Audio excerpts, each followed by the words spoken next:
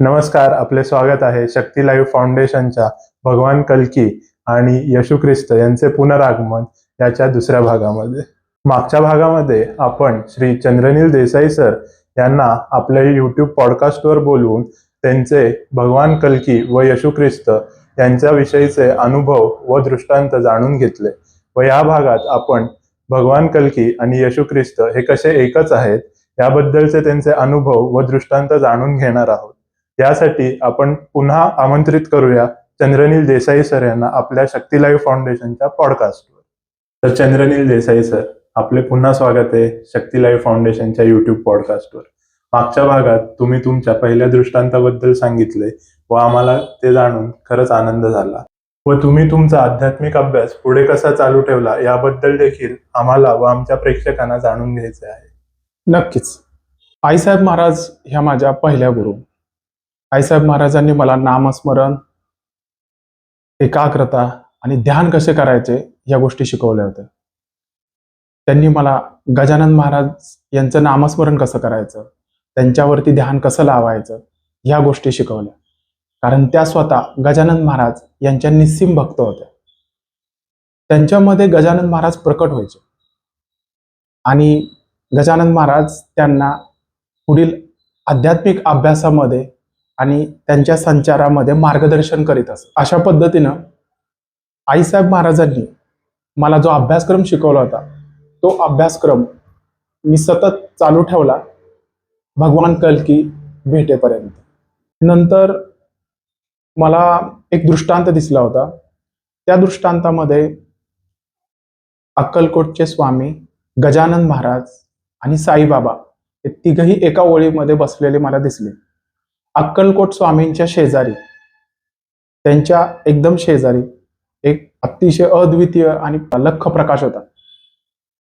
माझी आई निष्प्राण होऊन मला पडलेली दिसली त्यांच्यासमोर आणि अक्कलकोटचे स्वामी यांनी आईची जन्मपत्रिका ही प्रकाशामध्ये सोपवली. या दृश्यातून मी असे समजून गेलो की माझी व माझ्या आईची आध्यात्मिक अभ्यासाची वाटचाल ही आता परमेश्वराच्या प्रकाशाकडे जाण्याची आहे आणि खरोखरच त्या प्रकाशामध्ये भगवान कल्की यांचा मला प्रथम दृष्टांत झाला.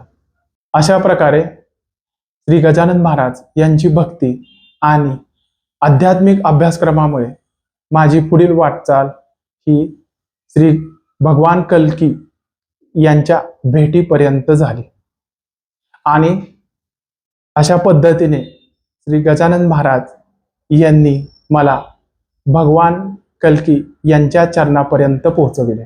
आणि या भागामध्ये तुम्ही आम्हाला भगवान कल्की आणि येशूंचे पुनरागमन हे दोन्ही एकच कसे आहेत याबद्दल सांगणार होतात तुमच्या दुसऱ्या दृष्टांतामधून. तर तुम्ही त्या दृष्टांताबद्दल आम्हाला सांगाल का? हो, नक्कीच. मुंबईत कल्की भगवान यांना भेटल्यानंतर काही दिवसांनी मला एक दुसरा दृष्टांत झाला. त्या दृष्टांतामध्ये मी चर्च पाहिले होते. त्या चर्चच्या ठिकाणी मी उभा होतो.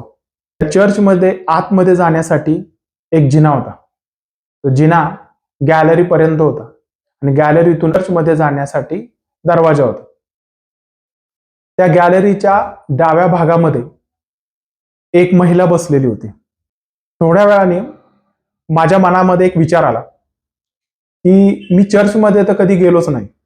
आश्चर्यकारकरित्या माझ्या मनातला हा विचार तिनं ओळखला आणि ती मला म्हणाली, हे चर्च आहे आणि हे सर्वांसाठी खुले आहे. तेव्हा मी तिच्याकडे पाहिले. ती महिला गॅलरीमधून जिन्यामध्ये आली आणि तिने तिचा हात पुढे केला. तिच्या हातामध्ये 4 सोनेरी दाणे होते. तिने मला ते खायला सांगितले आणि ते 4 सोनेरी दाणे मी खाल्ले आणि त्यावरती महिला मला म्हणाली, आता तुम्ही चर्चमध्ये प्रवेश करू शकता. व मी जिना चढून गॅलरीमध्ये आलो आणि गॅलरीमधून चर्चमध्ये प्रवेश केला. चर्चमध्ये प्रवेश केल्यानंतर मला त्या ठिकाणी प्रकाश दिसला. तो प्रकाश सर्वत्र होता, लख्ख प्रकाश होता. त्या प्रकाशातून थोड्या वेळाने एक व्यक्ती हळूहळू प्रकट होऊ लागले. त्या व्यक्तीचा चेहरा मी पाहू शकत नव्हतो, कारण खूपच प्रकाश होता तो. थोड्या वेळाने तो प्रकाश हळूहळू कमी झाला आणि मी त्या व्यक्तीचा चेहरा पाहू शकलो. तो चेहरा माझ्या ओळखीचा होता, कारण तो चेहरा मी माझ्या पहिल्या दृष्टांतामध्ये पाहिलेले कल्की भगवान यांचाच होता. ते दोन्हीही चेहरे एकच होते. फक्त फरक एवढाच होता की मी कल्की भगवान यांना पहिल्या दृष्टांतामध्ये वडाच्या झाडाखाली प्रकट होताना पाहिले होते आणि दुसऱ्या दृष्टांतामध्ये मी कल्की भगवान यांना चर्चमध्ये प्रकट होताना पाहिले होते. तर तुम्ही यावरून कसे म्हणू शकता की भगवान कल्की आणि येशूंचे पुनरागमन हे दोन्ही एकच आहेत? याकरिता मी माझा तिसरा दृष्टांत तुम्हाला सांगू इच्छितो. 2017 मध्ये माझा दुसऱ्या दृष्टांताशी निगडीत आणखीन एक दृष्टांत मला दिसला. त्याच्यामध्ये मी असं पाहिलं होतं, सगळीकडे सोनेरी प्रकाश होता आणि त्या ठिकाणी एक सोनेरी जिना होता.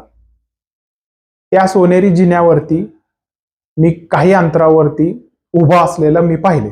ज्या ठिकाणी मी उभा होतो तिथून वरती थोड्या अंतरावरती मी एक सोनेरी प्रकाश पाहिला. सोनेरी प्रकाशामध्ये सोनेरी सिंहासन प्रकट होत असताना मी पाहिले आणि त्यावरती एक व्यक्ती बसलेली मी बघितली. संपूर्ण सोनेरी प्रकाश असल्यामुळे मी त्या व्यक्तींचा चेहरा पाहू शकलो नाही, परंतु त्यांचे मी चरण पाहिले आणि ते चरण मी ओळखले. ते कल्की भगवान यांचेच होते. मी त्या सोनेरी जिन्यावरून खाली पाहिले आणि त्या ठिकाणी मला असंख्य सोनेरी सैनिक रांगेमध्ये उभे असलेले दिसले आणि माझ्या मनामध्ये एक विचार आला की या सैनिकांमध्ये मला सामील व्हायचंय.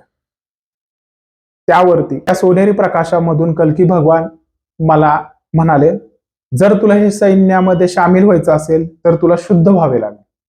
मी माझ्या पहिल्या दृष्टांतामध्ये भगवान कल्की यांना वडाच्या झाडाखाली प्रकट होताना पाहिले.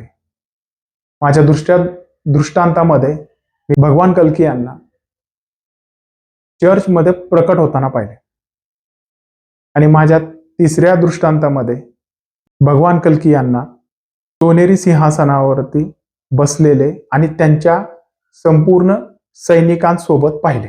या तिन्ही दृश्यातील व्यक्तिरेखा एकच होती. याच्यावरून मी निष्कर्ष काढतो की भगवान कल्की आणि येशूंचे पुनरागमन या दोन्ही व्यक्तिरेखा एकच आहेत. तर तुमच्या तिन्ही दृष्टांतातनं हे तर स्पष्ट झाले आहे की भगवान कल्की आणि येशू यांचे पुनरागमन हे दोन्ही एकच आहे. तर आपण असं म्हणू शकतो का की भगवान कल्की किंवा येशू यांचे पुनरागमन हे कुठल्या एका धर्माशी निगडीत नाहीत आणि ते सार्वभौम आहेत? हो, नक्कीच. ते कोणत्याही एका धर्माशी निगडीत नाहीत. ते सार्वभौम आहेत. तर आम्ही असे देखील ऐकले आहे की भगवान कल्की यांचे गुरु आहेत, हे खरे आहे का? हो, त्यांचे गुरु आहेत. तर आम्ही असे देखील ऐकले आहे की हे गुरुजन हिमालयात राहतात आणि ते सामान्य लोकांमध्ये येत नाही. ते तिकडे शंबळग्राम किंवा शँग्रीला किंवा ज्ञानगंज आश्रम मध्ये राहतात. तर अशी आश्रम आहेत का आणि ते तिथे राहतात का? हो, असे आश्रम आहेत. तर भगवान कल्की शंबळग्राम किंवा ज्ञानगंज आश्रमला जातात का? हो, जातात. ते कशासाठी तिकडे जातात? ते त्यांच्या गुरूंकडे जातात आणि त्यांच्याकडून ते ज्ञान संपादन करत असतात. त्याच्यासाठी ते तिकडे जातात. मग भगवान कल्की शंबळग्राम आश्रम मध्येच राहतात का? नाही, ते आपल्यामध्येच राहतात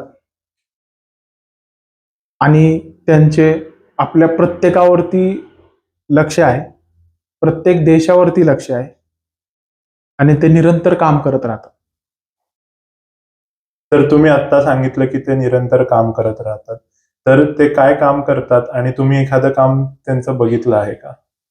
हो, मी त्यांचं एक काम बघितलेलं आहे आणि या गोष्टी सर्वसामान्यांच्या समजण्याच्या पलीकडच्या गोष्टी आहेत.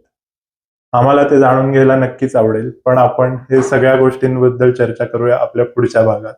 तर आत्ताच आपण आपल्या पॉडकास्टच्या दुसऱ्या भागात जाणून घेतलं चंद्रनील देसाई सर यांच्याकडून की भगवान कल्की आणि येशू ख्रिस्त कसे एकच आहेत.